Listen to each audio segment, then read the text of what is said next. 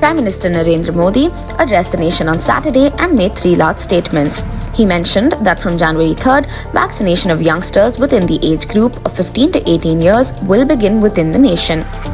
Together with this, a precaution dose will be available for senior citizens above 60 years of age from January 10th, as well as frontline workers.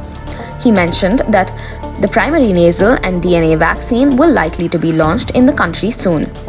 Prime Minister Modi mentioned that India's combat and opposition to corona has at all times been primarily based on scientific rules, scientific recommendation, and scientific strategies. But what is the nasal vaccine and how does it work? The nasal vaccine will likely be given by spraying directly in the nostril, and the DNA vaccine may even be injected without using a needle. This vaccine will create immunity in the inner parts of the nose.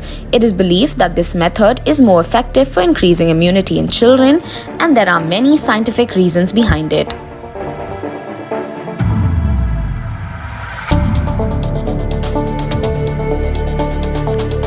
Bharat Biotech is developing a BBV-154 nasal vaccine for children in collaboration with Washington University School of Medicine.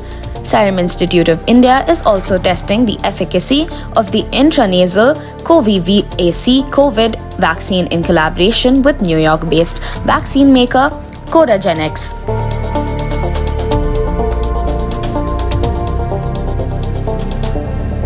World Health Organization's chief scientist Dr. Soumya Swaminathan has said that the nasal vaccine could be a game changer for children. It will help in immuning children against the virus.